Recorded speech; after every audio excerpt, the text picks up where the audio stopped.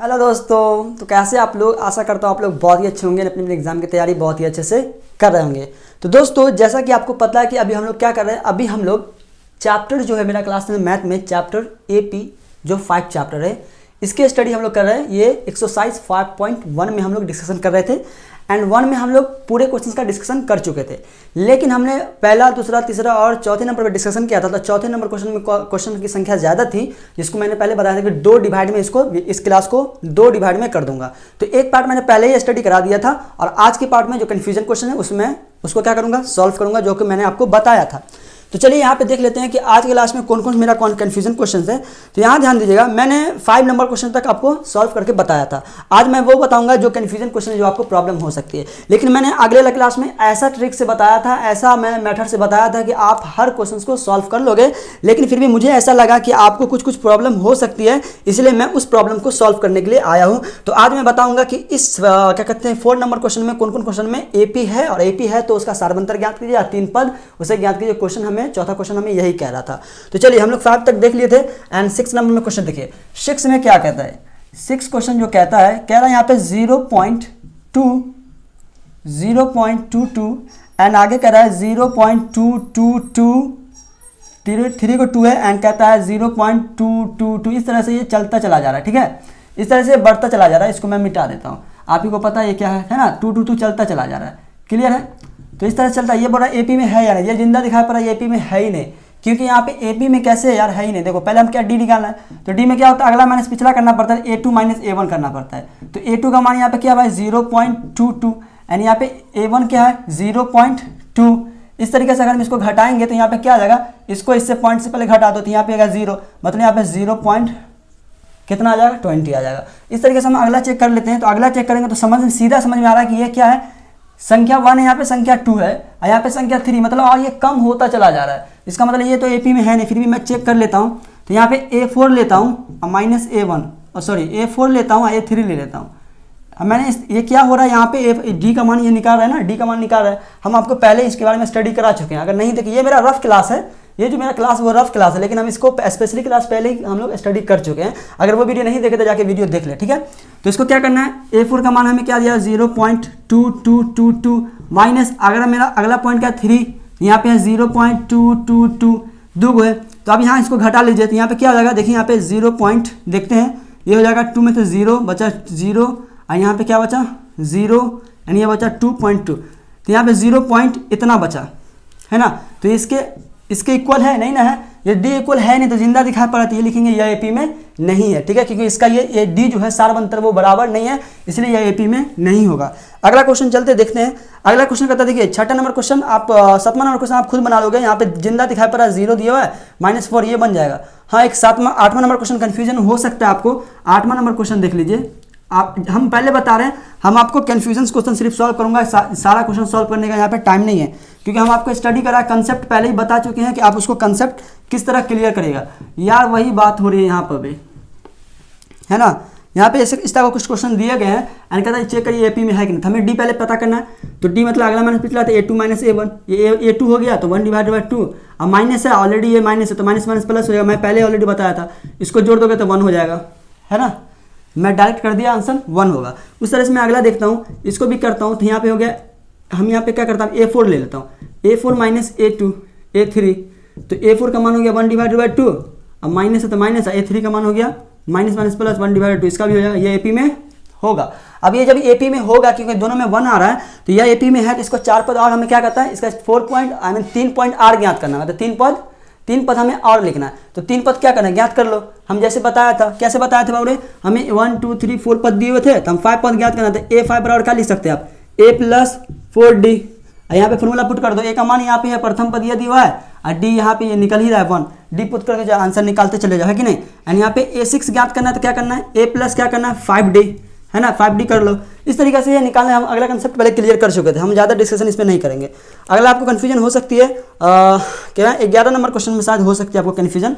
11 number question देखिए यहाँ पे क्या कर रहा है, आपको इसमें कन्फ्यूजन शायद हो सकती है। कहते हैं यहाँ पे कि a and a square and यहाँ पे क्या होता है a क्यू एंड यहाँ पे कहता है a4 and dot dot dot. अब कहता है ये एपी में है कि नहीं, चेक करते हैं। देखिए तो यहाँ पे d बराबर आप क्या लिख सकते हैं, a2 माइनस a1 लिख सकते हैं, A2 मेरा हो गया ए स्क्वायर, A1 हो गया मेरा A, इसको मैं कॉमन ले लेता हूँ। A कॉमन जैसे लूँगा तो यहाँ पर हो जाएगा A-1 हो गया ना, A-1। चलिए D का मान मान लिया इतना, इस तरह से मेरा ये D का मान निकल गया। हम इसको चेक करते हैं। अब यहाँ पे देखते हैं, यहाँ पे निकालते हैं A4 minus A3, A4 minus A3, तो A4 हो गया A का स्क्वायर, A का 4 पावर 4 माइनस A3 हो गया A का पावर 3, है ना।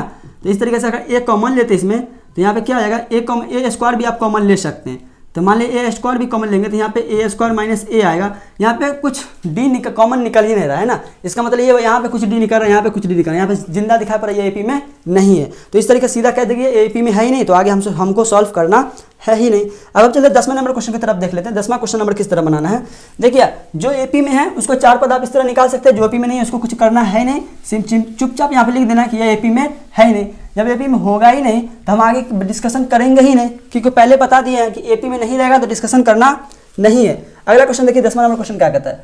10वां नंबर क्वेश्चन है, अरे भाई वो 9वां नंबर क्वेश्चन, अच्छा 10वां नंबर क्वेश्चन हम देख लेते हैं। 10वां हमें अभी 11 बताए थे ना, ये 10वां देख लीजिए, हमको नजर पड़ गया तो बता दे रहे, ठीक है। काफ़ी आसान है, उसी तरीके से ये स्क्वायर में था, ये क्या है गुना में A4 A1 लगा हुआ है, ठीक है, A लगा हुआ है। यार यहाँ पे D देखिए, D बराबर क्या लिख सकते हैं, A2 माइनस A1 लिख सकते हो। तो A2 का मान क्या है यहाँ पे, A2 का मान हो गया 2A माइनस A1 का मान है A, तो घटा दो तो यहाँ पे A निकला। उसी तरीके से हम एक और ये देख लेते हैं, A4 देख लेते हैं, A4 माइनस A3 कर लेते हैं। तो A4 का मान हो गया 4A माइनस A3 का मान हो गया 3A, घटा दो तो यहाँ पे क्या निकला A। इसका मतलब A आ रहा है, दोनों का डिस्क क्या आ रहा है, बराबर आ रहा है। इसका मतलब ये जो मेरा होगा वो क्या होगा, AP में होगा। जब ये AP में तो हमें क्या करना है, 4 और पद लिखना है, 3 पद और लिखना है। तो सिंपल है, 3 पद लिखना है, 1 2 3 4 पद दिया हुआ है, तो हमें 5 पद ज्ञात करना है। 5 पद क्या लिख सकते हैं, A प्लस 4D। इस तरीके से 6 निकालना है तो A प्लस 5D। अब यहाँ पे A दिया हुआ है, यहाँ पे प्रथम पद, एंड D हमें यहाँ पता चल गया DA, उस तरह से निकालते चले जाओ, हो जाएगा इसका आंसर। क्लियर है। चलो अब हम लोग देख लेते हैं किसमें 12 नंबर क्वेश्चन देख लीजिए। 12 नंबर क्वेश्चन क्या कहता है, काफ़ी आसान है यार, ये क्वेश्चन को ज़्यादा डिस्कशन करने वाली बात ही नहीं थी इसमें, लेकिन फिर भी मैंने इसको सोचा कि डिस्कशन कर देता हूँ, हो सकता है आपको कन्फ्यूजन हो गई, इसलिए मैं इसको डिस्कशन कर देता हूँ। देखिए यहाँ AP में है कि नहीं, ये पहले हमें पता करना है। तो हमें पता करना है AP में है कि नहीं, तो देख लेते हैं। ये हमें A2 माइनस A1 ले लेते हैं, देख लेते हैं A2 माइनस A1। तो A2 का मान हो गया √8 माइनस A1 का हो गया √2। अब यहाँ देखिए, इसको अगर आप रूट से निकालेंगे, रूट से किस तरह निकालेंगे, इसको तोड़ेंगे तो कैसे, यहाँ पे देखिए 2 गुना 2 लिख सकते हैं इसको, है ना। यहाँ माइनस √2 जो कहते हो, इसमें से 2 एक कॉमन निकलेगा, 2 निकलेगा, है ना। तो इस तरीके से 2√2 हो जाएगा, बचेगा √2। यहाँ पे √2 कॉमन ले लीजिए, जैसे √2 कॉमन लीजिएगा तो ये बचेगा 2, इसका बचा -1, घट जाएगा तो यहाँ पे सिर्फ बचेगा √2। क्लियर है। चलिए तो अब यहाँ पे देख लेते हैं A4 के साथ क्या आंसर सही आता है कि नहीं आता है। तो A4 माइनस A3, इसी तरीके से A4 माइनस A3 करेंगे। हम इसको मिटा देते हैं अगला नीचे में, वरना आपको दिखाई नहीं पड़ेगा, तो आपको यार दिखाई नहीं पड़ रहा है। क्लियर है। यहाँ ध्यान दीजिए, इसको नोट करते चलिएगा, आपको नोट करना है तो नोट कर सकते हैं, दिक्कत वाली बात नहीं है। हम यहाँ पे इस वाले को यहाँ पे लिख देता हूँ, इसको ऐसे मैं आगे निकालता हूँ। यहाँ पे D बराबर A4 माइनस A3, तो A4 ये हो गया मेरा 32 √32 माइनस √18। चलिए चेक कर लेते हैं। 32 को क्या लिख सकते हैं आप, 32 को लिख सकते हैं 2 गुना 2, 2 दूना 4 दूना 8 दूना 16 दूना 32। क्लियर है। अब माइनस 18 को आप क्या लिख सकते हैं, 2 गुना 2 दूना 4 दूना 2 दूना 4, यहाँ लिखते हैं 3 द्वितीय 6 3 के 18, इस तरह लिख सकते हैं।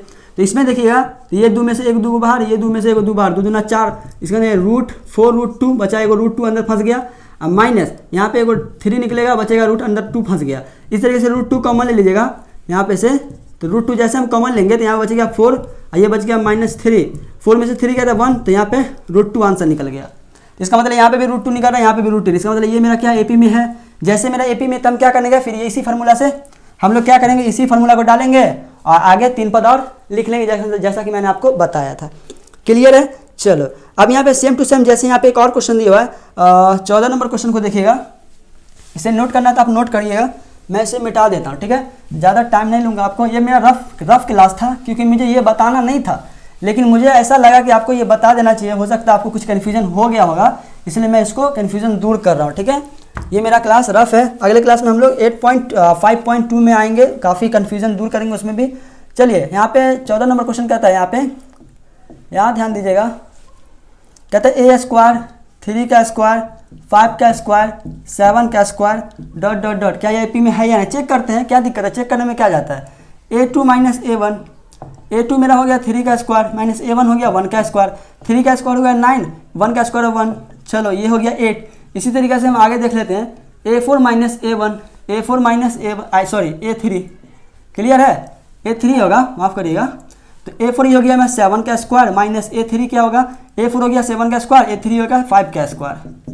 7 का स्क्वायर होता है 49 है ना, ठीक है, 49 होता है। अब माइनस 25 घटाओ तो इसको, 9 में से गया तो 5 कितना 3, 4 में से गया 2 तो यहाँ पे 2 आ रहा आंसर। ये तो डिफरेंट आ रहा ना, इसका मतलब ये एपी में बिल्कुल भी नहीं है। यहाँ पे सीधा लिखते हैं ये एपी में नहीं है, क्योंकि इसका जो सार बनतर है वो क्या है, अलग आ रहा है। इसका सार बनतर क्या आ रहा है, अलग आ रहा है। फिर देखिए 7 7 49 हुआ और यहाँ 5 5 25 हुआ, 49 में से 25 को घटा दिए तो हर हालत में 8 आएगा, 8 आएगा ही नहीं आएगा, है कि नहीं। तो इस तरीके से यहाँ पे 23 आ गया, जिसके कारण मेरा ये सार बनतर क्या डी मेरा बराबर नहीं आया, इसलिए एपी में नहीं होगा।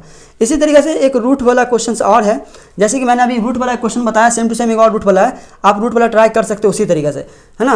क्या कहते हैं 13 नंबर क्वेश्चन दिया, इसलिए मैं वो नहीं बताऊंगा। एंड अभी जैसे मैंने बताया 14 number question same to same या क्या है, 15 नंबर क्वेश्चन भी उसी तरह आप ट्राई कर सकते हैं। और इस तरीके से 4 नंबर मेरा जितना भी क्वेश्चन था 4 नंबर इसमें सारा क्वेश्चन को मैंने कन्फ्यूजन दूर कर दिया, ठीक है। तो ये मेरा 5.1 जो था एक्सरसाइज 5.1 क्या हो बाबू, एक्सरसाइज 5.1 मेरा हो गया एंड।